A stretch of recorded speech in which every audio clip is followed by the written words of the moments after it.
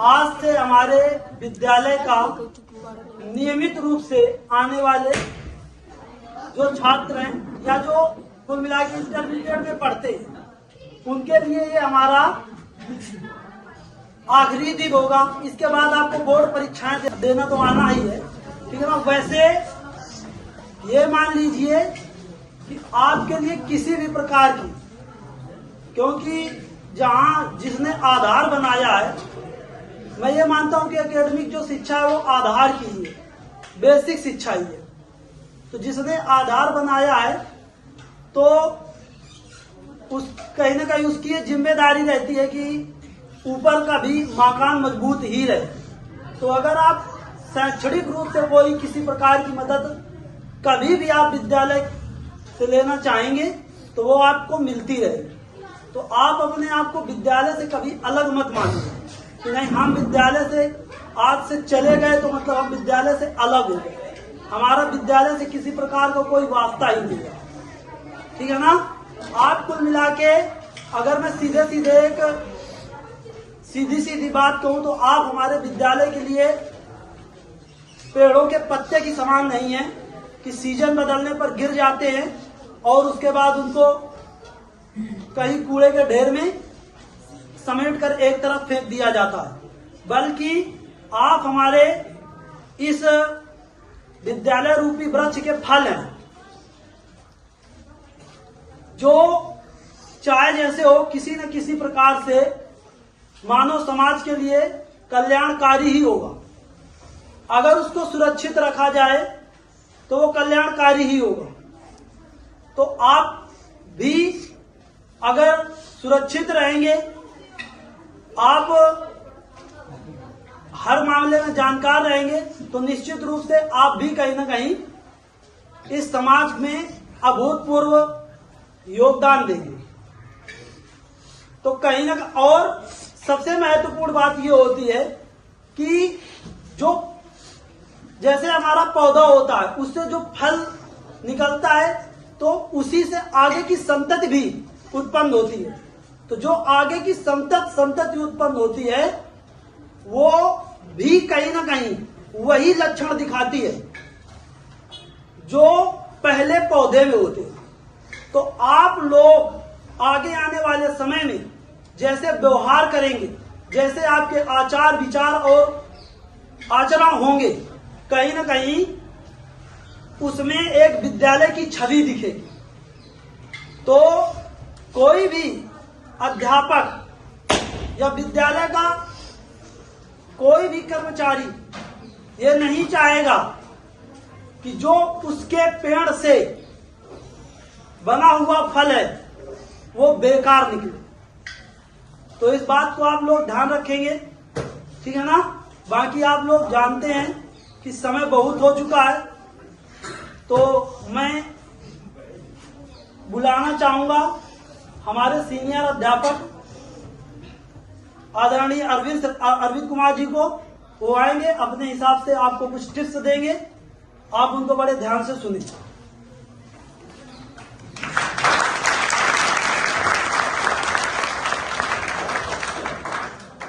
आज के इस विदाई समारोह में उपस्थित हमारे आदरणीय प्रधानाचार्य जी और हमारे सहयोगी अध्यापक अध्यापिकाएं और प्यारे बच्चों, मैं आज इस अवसर पर आपको जो परीक्षा आने वाली है इसके बारे में थोड़ा बहुत बताऊंगा, ज्यादा नहीं बोलूंगा, बिल्कुल काम की बात बताऊंगा, ठीक है।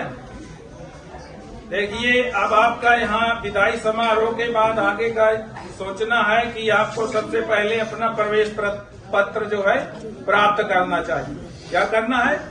प्रवेश पत्र प्राप्त करना है। और उस प्रवेश पत्र में पीछे 12 वाले जो पेपर देने जाते हैं, शायद रजिस्ट्रेशन भी लगा रहता है, और जो 10 वाले पेपर देने जा रहे हैं उनके पीछे 9 का रजिस्ट्रेशन भी होना चाहिए, ऐसा अनिवार्य कर दिया गया।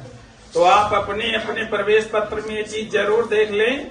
और एक खास बात जो अब बताने जा रहा हूँ, अब प्रवेश पत्र में विषय भी दे दिया जाता है और विषय के नीचे तारीख भी दे दी जाती है कि ये पेपर किस तारीख को कितने बजे किस विद्यालय में आपको देने जाना है, क्योंकि ऐसी गलतियां हर एक सेंटर में कोई न कोई बच्चा हर वर्ष कर बैठता है कि उसका किसी विषय का पेपर ही छूट जाता है। पिछले वर्ष अपने विद्यालय में एक लड़की ने पेपर छोड़ा था, सेजल सैनी गणित का पेपर देना था उसे। जब यहाँ पर पेपर बट गया, 8:30 बज गया, जब एब्सेंटी आ गई तब पता लगा कि ये तो अपने ही विद्यालय की बच्ची है, अब इसका क्या किया जाए। घर में फोन मिलाया तो बोले कि हम सोच रहे थे कि पेपर कल है गणित का। तो ऐसी गलती आप न करें, क्योंकि उससे फिर दिक्कत क्या होती है, जो अगला पेपर है वो भी आपका बिगड़ने लगता है। समझ रहे हो कि नहीं। मान लो कि गणित का पेपर छूटा था, फिर आगे अंग्रेजी का है, अब फिजिक्स का पेपर है, तो आपका दिमाग कहीं ना कहीं ये धरा रहता है कि मेरा गणित का पेपर छूट गया था, अब उसको फतेहपुर देने जाना पड़ेगा। तो हर विषय का पेपर भी बिगड़ने लगता है। तो ऐसी गलती आप न करें।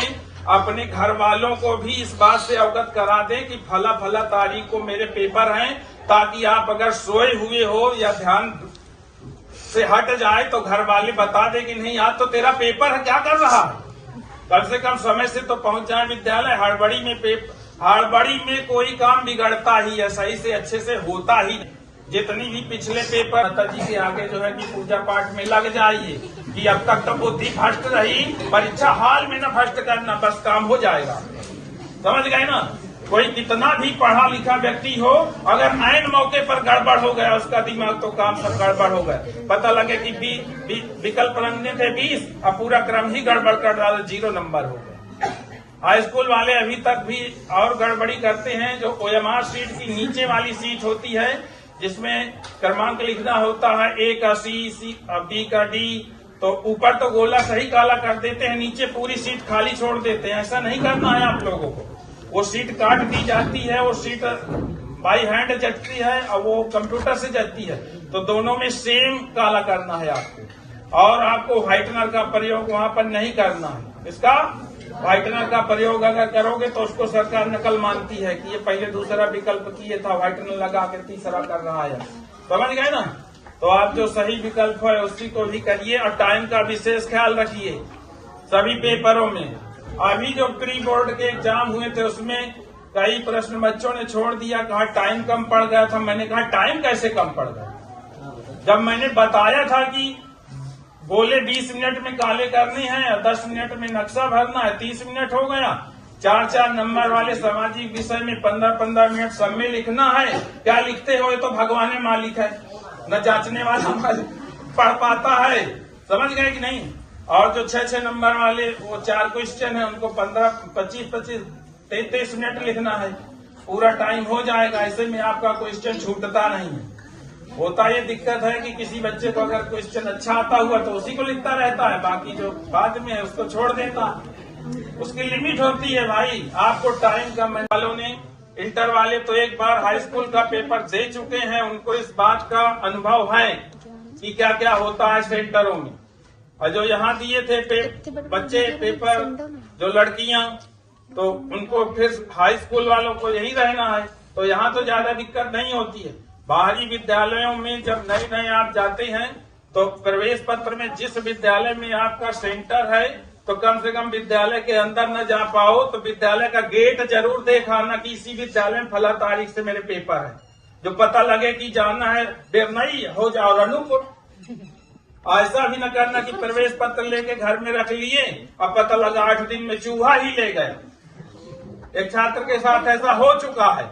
और जब सुबह पहुंचते हैं तो सर प्रवेश पत्र नहीं मिल रहा, दूसरा दीजिए, तब फिर आप हड़बड़ी में सब गड़बड़ करते हैं, फिर वहां एप्लीकेशन लिखो, फिर ये काम होते हैं। तो ऐसी किसी भी झंझट में आपको नहीं पड़ना है। जितने बच्चे अब तक पढ़े हो नहीं पढ़े हो जो भी है, अगर आपको पेपर देने जाना है अपना प्रवेश पत्र लीजिए, सबसे पहले उनमें तारीखें नोट कर लीजिए। किस विद्यालय में हाई स्कूल के सभी पेपर सुबह पाली में, समझ गए, तो वहां आधा घंटे पहले हर एक बच्चे को पहुंच जाना है। इसमें ढीला हवाली नहीं करना है, नहीं तो फिर दिक्कत होती है। फिर तलाशी होती है, फिर आगे अन्य किसी विद्यालय के जो तलाशी लेने वाले हैं ज्यादा परेशान करने, बेल्ट उतारो, पैंट उतारो, जूता उतारो, मोजा उतारो, ये करो वो करो, जिसको परेशान करना है तो ऐसा भी करते हैं। तो आप समय रहते वहां पहुंच जाइए, तलाशी कीजिए। लिखित में कोई भी कुछ सामग्री ले जाने का प्रयास न करिए, क्योंकि अब परीक्षा, अब चूंकि कैमरे लग गए हैं, किसी के पास अगर कुछ ऐसी सामग्री पकड़ जाएगी तो सीधे जेल होगी, करवाने वाले को भी करने वाले को भी। इतने सख्त कर दिया है हम लोग से सरकार ने, समझ गए। तो कोई भी बच्चा, और एक बात और याद रखना, हाई स्कूल वाले जो गृह विज्ञान लिए हैं, अपने प्रवेश पत्र में देख लें कि गृह विज्ञान उसमें लिखा है कि नहीं। कई बार ऐसा होता है, यहाँ से सब कुछ ठीक भेजने के बाद एक आध प्रवेश पत्र में ऐसा आ जाता है कि बच्चा साल भर गृह विज्ञान 2 साल पढ़ता रहा और प्रवेश पत्र में गणित लिख के आ गया। तो ऐसी अगर किसी के साथ गड़बड़ी हो जाए तो तुरंत प्रधानाचार्य जी को अवगत कराइए कि ऐसा मेरे प्रवेश पत्र में गड़बड़ हो गई है। उसके लिए वैसे तो मैं सबको एक एक को बुलाना चाहता था कि सभी अध्यापक आए, अपने अपने विषय के बारे में कुछ न कुछ बताएं, लेकिन तो मैं सीधा डायरेक्ट बुलाना चाहूंगा आदरणीय प्रधानाचार्य जी को। वो आपको परीक्षा संबंधी आपको जो भी टिप्स दें उनको अपना धारण करें।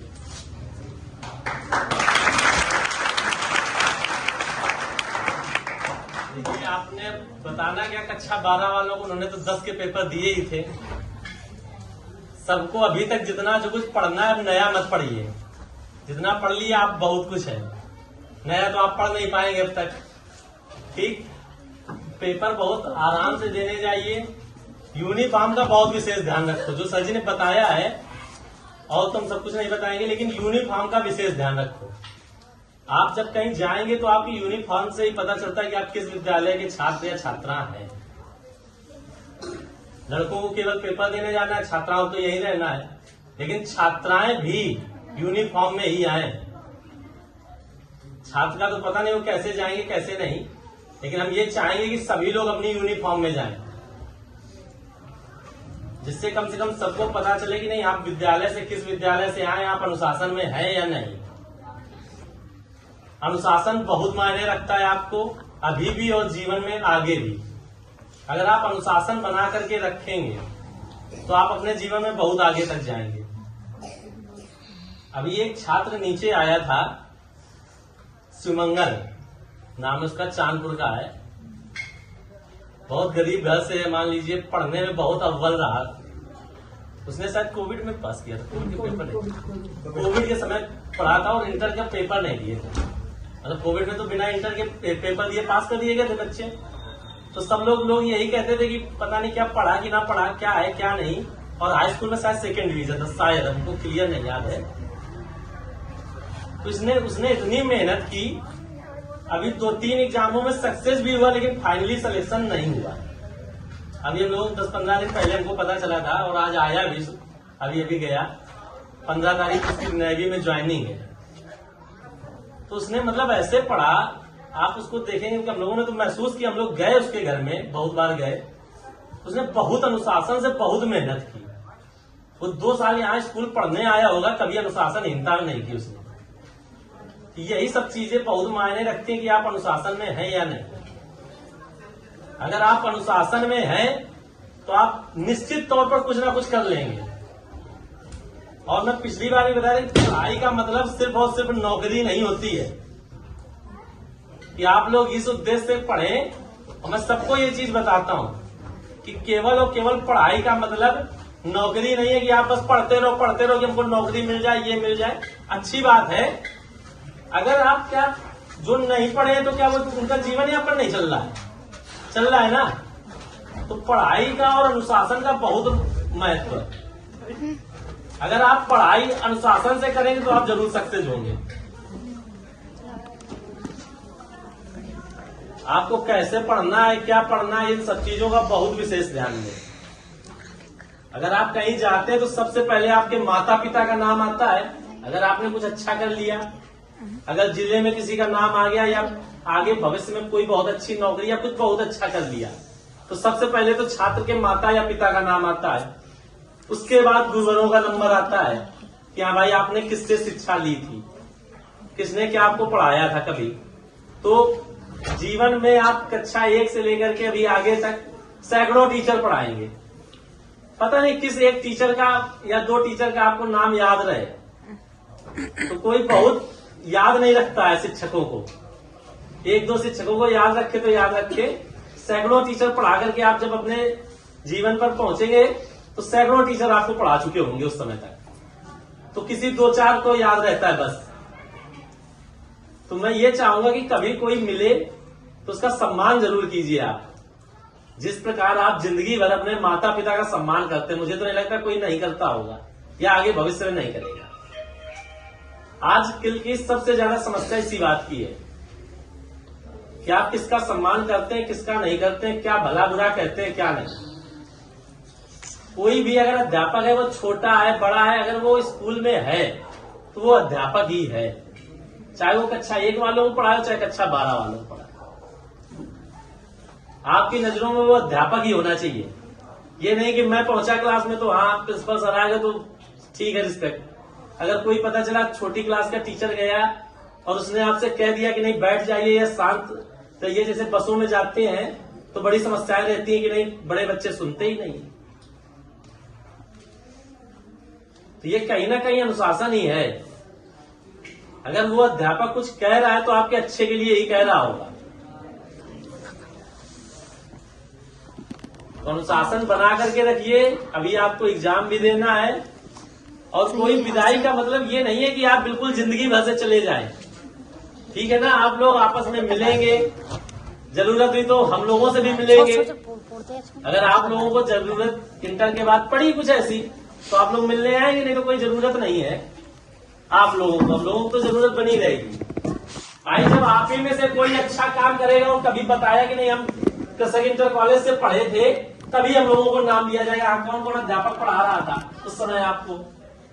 तो आपसे ही हम लोग हैं, हम लोगों से आप नहीं है, ये याद रखिए।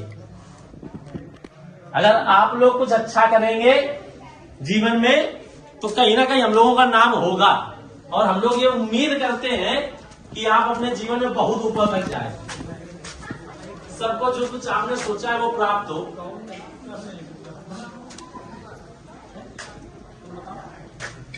सब कुछ पेन कॉपी सब कुछ पेन तो पता ही है। अगर आप लोग इंटर के बाद कॉपियां हाई स्कूल इंटर की चेंज होगी, मैं थोड़ा सा बता दूं, हाई स्कूल और इंटर की कॉपियां चेंज होती है।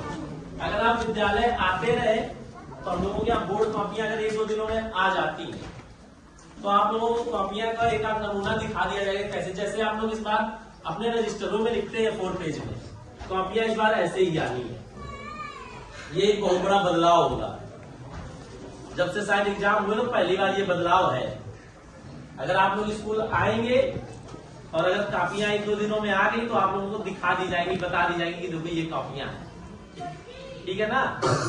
तो मेरा सबसे यही उम्मीद है कि आप लोग अच्छे से पेपर कीजिए, कोई क्वेश्चन ना छोड़े, आपको आए या ना आए तो कुछ ना कुछ जो कुछ भी उस प्रश्न के बारे में पता है तो आप उसको करके आगे आप कुछ भी पढ़े, आप रेगुलरिटी बहुत मेंटेन रखिए। जैसे कक्षा 11-10 के इसमें छात्र हैं, 12 में जाएंगे, कुछ 11 में जाएंगे। अभी से मैं बता रहा हूं कि अगर 10 मार्च से पेपर खत्म हो रहे हैं तो आप प्रयास कीजिए कि 1 अप्रैल से कक्षा 11 और 10 वाले तो आएंगे ही, मतलब 12 में जो जाएंगे, जो 10 से 11 में जाएंगे, प्रयास कीजिए कि 1 तारीख से आप अपना पढ़ने रेगुलर आते रहिए। अगर आप रेगुलर आएंगे तो समय से आपका कोर्स खत्म होगा। कक्षा 11 और 9, 10 और 12 जितना इम्पोर्टेंट आपकी अभी लाइफ में आपको लगता है कि केवल 12 का पढ़ लें और 10 का पढ़ लें उतना ही बहुत है, लेकिन अब जब 12 वाले अब बाहर निकलेंगे ना, इसके बाद जो जो कोई तैयारी जिस जिसकी करेगा उसको पता चलेगा, वो फिर से वही किताबें खरीदेगा कक्षा 6 से। समझ लीजिए इस बात को। अगर आप कोई तैयारी किसी भी चीज की करेंगे तो फिर से कक्षा 6 की किताबें तैयारी करने के लिए खरीदेंगे। तो कक्षा 12 वालों को ये लगा करता है 11 का कुछ इंपॉर्टेंट नहीं है, 10 वालों को लगा करता है 9 का इंपॉर्टेंट नहीं है। इंपॉर्टेंट अपने चीज में किताब में जो कुछ भी लिखा है सब कुछ। ये मैं 10 और 11 वालों को बता रहा हूं। 12 वाले तो पेपर देने, उनको क्या ही कहना, सब कुछ उन्होंने पढ़ रखा है। तो 10 और 11 वाले ये समझे इस बात को। चलिए भाई, मैं अपनी वाणी को यही विराम देता हूं आपके लिए।